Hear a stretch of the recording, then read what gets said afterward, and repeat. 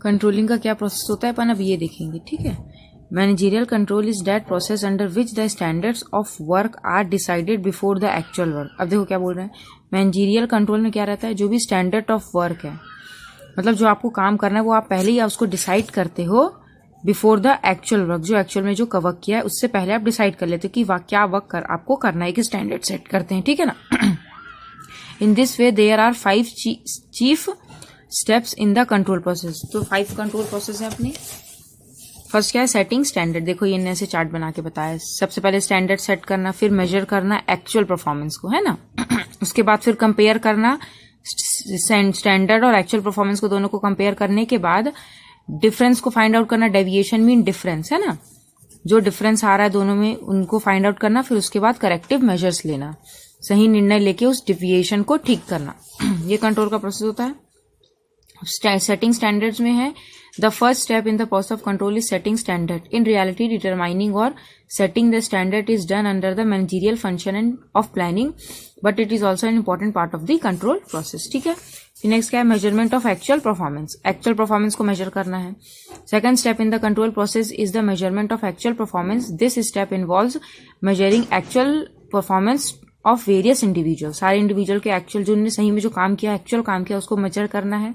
Group हो, unit से, जो भी हो, सबने जो काम कर लिया, उसके बाद the performance should be properly measured and record so as to avoid any confusion. Performance को अच्छी तरीके से मेजर करके उसको रिकॉर्ड करना है ताकि कोई कंफ्यूजन ना हो। This would make the task of comparing actual performance with the desire performance और स्टैंडर्ड्स क्वाइट इजी, जिससे कि और क्वाइट इजी हो जाता है मेजर करना। अब दोनों को मेजर कर, अब इसको बना लिया, इसको मेजर कर लिया, अब अपन कंपेयर करेंगे दोनों को। In the third step in the process of control actual performance is compared with the standards. Standard mean जो आपने सेट किया है, ठीक है ना। It is also important to note that the while comparing performance manager should concentrate mainly on those matters where major deviation are noted. अब देखो compare करके आपको ये देखना है जहां पे बड़े डेविएशन है, मेजर डेविएशन है, उसको नोट डाउन करे, और जो अगर छोटे मोटे हैं तो उसको इग्नोर करें। फिर आइडेंटिफाई करना डेविएशन को। While comparing actual and with deviation with standard performance, the manager has to find out the extent of deviation. The extent of deviation क्या है? The extent to which the actual performance deviated from the standard should be clearly highlighted. अब इसमें वही आपको देखना है कि कौन सा ज्यादा मेजर है, माइनर है, इससे आपको देख के फिर आइडेंटिफाई करना है। अब फिर आपको सब चीज पता चलेगा क्या गलती हुई है, फिर उस गलती को ठीक करना है। Taking corrective action is there. If there are deviation, the final step in the process of control is to take corrective action to avoid it happening again in future, कि उसको avoid करते हैं ताकि वो future में दोबारा ना हो। It may also necessitate improving the process of selection and training to work and introducing new techniques of motivation. ठीक है, ये अपना प्रोसेस हो गया। अब अपना टेक्निक्स क्या होता है, टेक्निक और मेथड और सिस्टम ऑफ कंट्रोलिंग का क्या टेक्निक है। फर्स्ट जनरल टेक्निक है और ट्रेडिशनल भी बोला जाता है इसको, फिर स्पेसिफिक होता है, फिर मॉडर्न टेक्निक होता है। सबसे पहले अपन ये जनरल टेक्निक पढ़ेंगे। फर्स्ट क्या था, कंट्रोल बाय मोटिवेशन। मोटिवेट करके कंट्रोल करना। Employees activities can be effectively control through motivation. उनकी एक्टिविटीज को आप कंट्रोल करोगे उनको मोटिवेट करके, ठीक है। नेक्स्ट क्या है, कंट्रोल बाय ऑब्जर्वेशन। उनको देख के ऑब्जर्व करके उनको कंट्रोल करना। This techniques use direct observation as the means to control. A senior officer directs the activities of subordinate by personal contact. मतलब जो काम कर रहा है उसके ऊपर खड़े होकर, उसके सर पे खड़े होकर देखना उसके काम को, है ना, ऑब्जर्व करना, उससे कंट्रोल करना। नेक्स्ट है control by auditing. Auditing refers to examination and verification of books of account. Auditing क्या होता है, बुक्स ऑफ अकाउंट को एग्जामिन करना, वेरीफाई करना। It helps in assessing the financial position of business. इससे क्या आता है, फाइनेंशियल पोजीशन आती है बिजनेस की। Auditing helps in detecting errors. फिर ऑडिटिंग के जरिए आप देखते हो कि कहीं एरर, कहीं फ्रॉड, कुछ मिस अप्रोप्रिएट तो नहीं कर दिया, कहीं आपने गलत सलत रिकॉर्ड तो नहीं कर दिया, तो इससे अपन उसको ठीक कर सकते हैं, ठीक है। फिर नेक्स्ट है अपना internal audit. This audit is conducted by the employ और manager of the organization. Internal audit का जो ऑर्गेनाइजेशन के अंदर का एम्प्लॉय है वही उसको ऑडिट करता है। The main objective of this audit is to evaluate the process of business plan and activities and to know if they are moving in the desire action. अब एक्सटर्नल ऑडिट क्या होता है, जो बाहर के ऑडिट करते हैं, इसमें कौन आता है, this audit is done by independent auditors. Independent auditors होते हैं जैसे चार्टेड अकाउंटेंट हो गए, ये लोग करते हैं, ठीक है ना। Who are not the employ of the organization, जो आपके ऑर्गेनाइजेशन के एम्प्लॉय नहीं होते हैं, बाहर के लोग होते हैं, वो आपके लिए ऑडिट करते हैं टैक्स वैक्स निकालने के लिए, इस वजह से, ठीक है। कंट्रोल बाय पॉलिसीज में क्या होता है, this techniques used policies as mean of control, various policies are framed by the top management for controlling different activities of an organization, ठीक है। नेक्स्ट क्या है, control by setting example, the techniques is used highly efficient manager to achieve height in their performance and bring glory in to their position by being disciplined, punctual, decent in behaviour, devoted to work, determination and willingly. In the way they become the role model of their employees who then try to become efficient. अब इसमें example set करना, मन जो manager है खुद वो अपने performance को बढ़ाना है ना, ग्लोरी लाना, पंचुअल रहना, ठीक है ना, जिससे क्या होता है सामने वाला देखेगा कि आप कितने इफिशिएंटली अच्छे से वर्क कर रहे हो, हर चीज में आप बेहतर हो, तो आपको देख के वो भी वैसा बनना चाहेंगे, इसलिए एक एग्जाम्पल सेट करके कंट्रोल करना, ठीक है ना। फिर ये 5 कर लेना काफ़ी है, बाकी इधर तो बहुत सारे हैं, इतना कुछ खास नहीं है ये। अब नेक्स्ट अपना टेक्निक है specific techniques of controlling, specific technique है, ठीक है ना। इसमें अब देखो क्या क्या है, बजटरी कंट्रोल है, cost control, quality, material, production, break even analysis. Budgetary control में सबसे पहले बजट को कंट्रोल करना। Under this technique two of control budget are prepared for various activities. देखो कोई भी काम करने से पहले एक बजट बनाया जाता है ना, of the business. Budget provides standards of performance, comparison of actual performance with corresponding budget and performance indicates deviation if any. आपने एक स्टैंडर्ड बजट बनाया, फिर एक्चुअल परफॉर्मेंस को मैनेज किया जो आपने बजट सेट किया था उससे, फिर जो भी डेविएशन आया फिर उससे आप क्या करोगे, उस डेविएशन को ठीक करोगे। अब एडवांटेजेस क्या होते हैं बजटरी कंट्रोल का, encourages anticipation of future business problems, मतलब फ्यूचर बिजनेस प्रॉब्लम्स के लिए एंटीसिपेशन का काम करता है, ठीक है ना। Establish control on all managerial activities for fulfilling specific objective, control establish करता है सारे मैनेजरियल एक्टिविटीज के लिए ताकि ऑब्जेक्टिव को फुलफिल कर सकें। Establishing sound organization and efficient manager for solving various economic problems, ठीक है। ऑर्गेनाइजेशन में एफिशिएंट मैनेजर आते हैं जिससे कि जो भी इकोनॉमिक प्रॉब्लम होता है वो अपना सॉल्व होता है। Identify deviation from the standard and helps in taking corrective steps, deviation को आइडेंटिफाई करके करेक्टिव स्टेप्स लेते हैं, ठीक है। ये एडवांटेज हो गया। अब इसका डिसएडवांटेजेस क्या है, making budget if is difficult in the initial years of the enterprise. देखो शुरू में जब अपन बजट बनाते हैं तो बहुत डिफिकल्ट होता है। Budget limit the organization with a lot target, budget is just a means of control, it is not an end. देखो बजट के जरिए आप कंट्रोल कर सकते हो, वो खत्म नहीं है, ठीक है ना। Making budgets and control through it is an expensive and complex process, और बजट बनाना उसको कंट्रोल करना बहुत एक्सपेंसिव और कॉम्प्लेक्स प्रोसेस है ना, इजी नहीं है, कॉम्प्लेक्स और खर्चे वाला भी है। Budget should be sufficient flexible, in the absence of it budget become ineffective tool.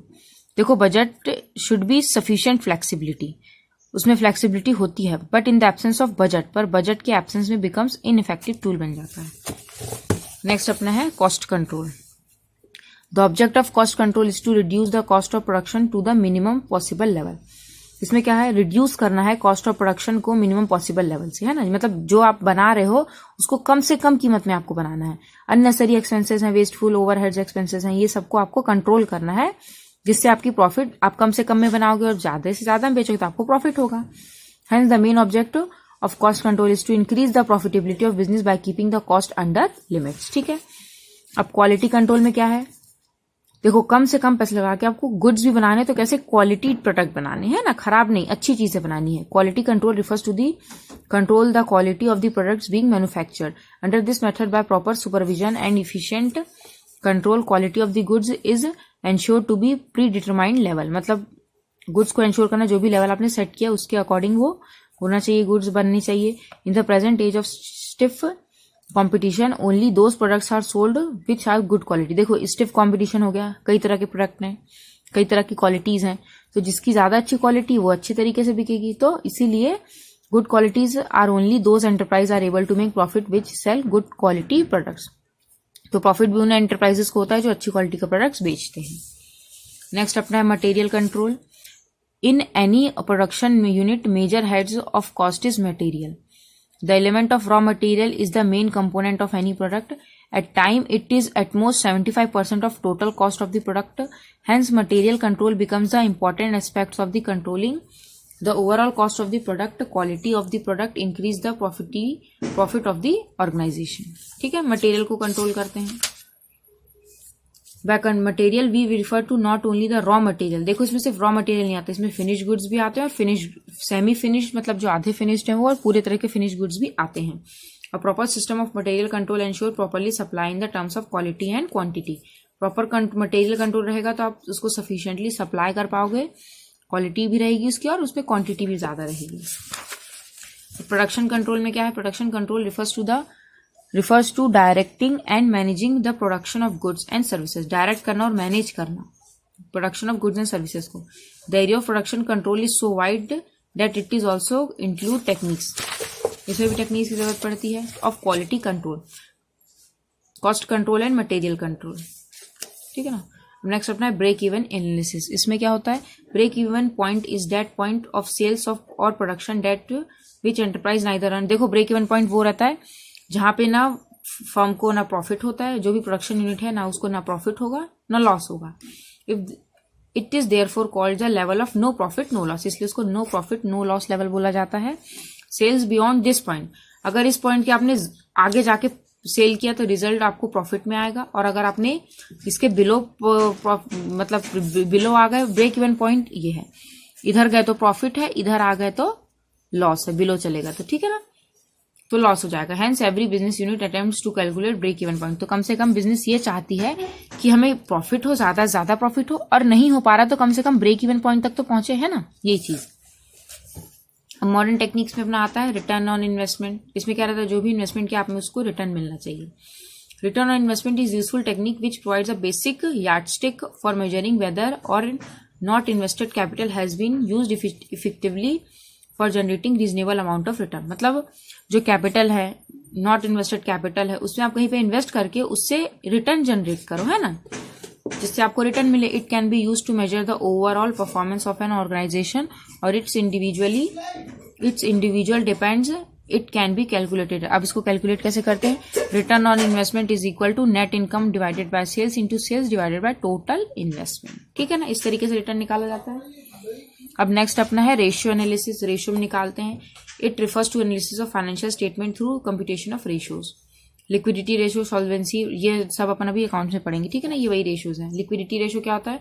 जो कंपनी की शॉर्ट टर्म सॉल्वेंसी को बताता है कि कितने जल्दी आपके पास अमाउंट है शॉर्ट टर्म अमाउंट्स को पे करने के लिए। सॉल्वेंसी रेशियो में क्या दिखाया जाता है? इसमें लॉन्ग टर्म सॉल्वेंसी बिजनेस का ये दिखाया जाता है। Ratio which are calculated determine the long term solvency of business are called solvency ratio. This ratio determines the ability of business to pay off its indebtedness. मतलब इसमें जो long term loans को business कितनी sufficient अच्छे तरीके से पे कर सकती है ये बताता है। अब प्रॉफिटेबिलिटी रेशियो में क्या बताते हैं? These are for analysis the profitability position of the business. इससे बिजनेस की क्या प्रॉफिटेबिलिटी पोजीशन है ये बताते हैं। Such ratio involves analysis of profit in relation to sale और फंड्स और कैपिटल एम्प्लॉयड, ठीक है। अब नेक्स्ट अपना टर्नओवर रेशियो है। इसमें क्या आता है? It is determined to calculate the efficient of operation based on effective utilization of resource. इसमें आपके ऑपरेशन कितने इफिशिएंटली वर्क करें, जिस तरीके से आप रिसोर्सेज को इफेक्टिवली यूज कर रहे हो, ठीक है ना। टर्नओवर रेशियो ये बताता है कि जो रिसोर्सेज हैं उसको इफेक्टिवली यूज करना इफिशिएंट ऑपरेशन के जरिए। अब मैनेजमेंट ऑडिट में क्या आता है? It refers to the system appraisal of the overall performance of the management of an organization. It helps in identifying the deficiency in the performance of management function. Thus, management audit may be defined as evaluation of functioning, performance and effectiveness of management of an organization. उसके बाद ये इतना दिया है, conclusion है। उसके बाद अपना लास्ट अपन पॉइंट देखते हैं इधर से, लिमिटेशन क्या है कंट्रोलिंग का, ठीक है ना। अब कंट्रोलिंग के क्या नुकसान है? फर्स्ट क्या है? Difficult in setting qualitative standard. Qualitative standard set करने में डिफिकल्टी क्यों आती है? At the time of setting of standard quantitative standards can easily be determined but it is very difficult to set qualitative। देखो अगर quantitative है, quantity के term में तो अपन इजीली उसको डिटरमाइन कर सकते हैं, पर अगर क्वालिटी के ऊपर बेस्ड है तो उसको डिटरमाइन करने में डिफिकल्टी होती है। रेसिस्टेंस फॉर एम्प्लॉय में controlling implies some sort of discipline which is disliked by employees of the organization। अब कंट्रोलिंग से क्या होता है? थोड़ी डिसिप्लिन आती है जिससे कुछ एम्प्लॉइज को पसंद नहीं आता है, ठीक है ना। एक्सपेंसिव प्रोसेस है। It is the costly to implement controlling process in the organization. Small business enterprise can not enforce it as it is wastage of money. And time for them. छोटे बिजनेस वाले ये नहीं करते ताकि क्योंकि उनको लगता है ये टाइम भी वेस्टेज है, ऑफ मनी भी और टाइम भी है, इसलिए, ठीक है ना। तो ये लार्ज ऑर्गेनाइजेशन में करा जाता है और ये एक्सपेंसिव प्रोसेस है। No control over external elements, जो एक्सटर्नल एलिमेंट्स है उस पर कंट्रोल नहीं रहता। The management can control all internal environment element, जो भी इंटरनल एनवायरमेंट है उसके एलिमेंट्स को वो कंट्रोल करता है, but it is not possible to control element of external environment like government policies, जो अपने पढ़े थे ना उधर बिजनेस एनवायरमेंट में। तो इंटरनल को तो कंट्रोल कर सकता है पर बाहर के अपन कंट्रोल नहीं कर सकते हैं। Difficulty in measurement of deviation, अब डेविएशन को मेजर करने में डिफिकल्टी होती है। To control process sometimes the control process sometimes become ineffective when it becomes difficult to find out deviation, जब अपन उसको फाइंड आउट नहीं कर सकते तो डिफिकल्ट प्रोसेस ये बन जाता है, ठीक है ना, कंट्रोलिंग। तो चैप्टर अपना यहाँ पे खत्म होता है कंट्रोलिंग।